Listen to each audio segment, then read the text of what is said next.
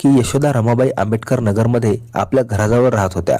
14 October 2025 रोजी सुमारे 9 वाजता यशोदा त्यांच्या घरातून जोरजोराच्या रडण्याचा आवाज येऊ लागला. त्यांची बहीण घाबरून धावत तिथे पोहोचली. आत जाऊन बघितले तर यशोदा यांचे पती त्यांच्यावर सुरीने हल्ला करत होते. त्यांनी मध्ये पडण्याचा प्रयत्न केला तर सुहास म्हटले, "तू मध्ये येऊ नकोस, नाहीतर तुझेही वाईट हाल होतील."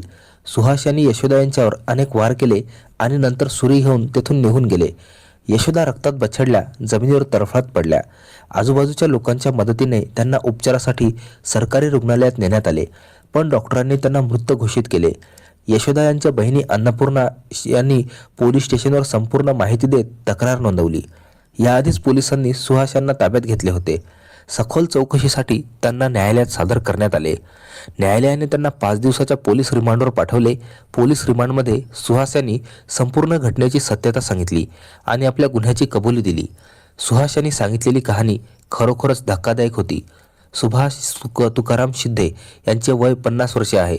ते रिक्षा चालवून आपल्या कुटुंबाचा खर्च चालवतात.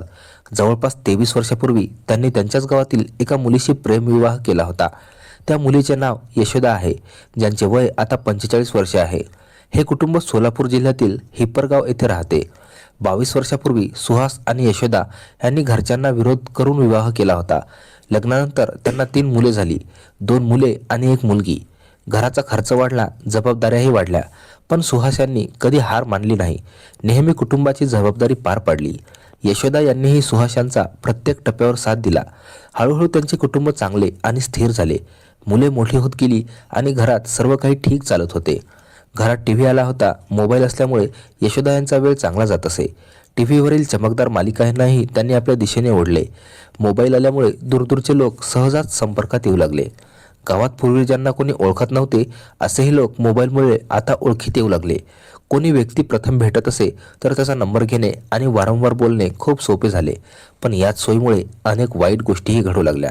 सतत संवादामुळे अनेकदा जवळीक वाढते आणि येथूनच चुकीचे किंवा अनैतिक संबंध सुरू होतात. अशा गोष्टी आजकाल घडू लागल्या आहेत आणि त्यामुळे हत्या आणि मारहाण अशा घटनाही वाढू लागल्यात. यशोदा यांच्याकडेही मोबाईल होता. त्या आपला वेळ टीव्ही बघण्यात आणि मोबाईलवर घालवत. बहुतेक वेळा त्या मोबाईल कानाला लावून कोणाशी हसत मुखाने बोलत राहायच्या. कधीकधी जेव्हा त्यांचे पती फोन करत तेव्हा त्या ऐकू शकत नसत, स्वतःच्या ध्यानात असत. यशोदा यांना घरादाराची कल्पना नव्हती. 45 वर्ष असूनही त्या 20 वर्षाच्या कोणत्या तरी तरुणीसारख्या वागू लागल्या. सुहास यांना हा बदल गेल्या वर्षापासूनच दिसू लागला होता. हळूहळू त्यांना शंका येऊ लागली. ते विचार करू लागले, ही शंका बरोबर आहे की मला फक्त असं वाटत आहे म्हणून. सुहास यांनी आपल्या गंभीरतेचा पत्ता लावण्यासाठी यशोदा यांच्यावर लक्ष ठेवले.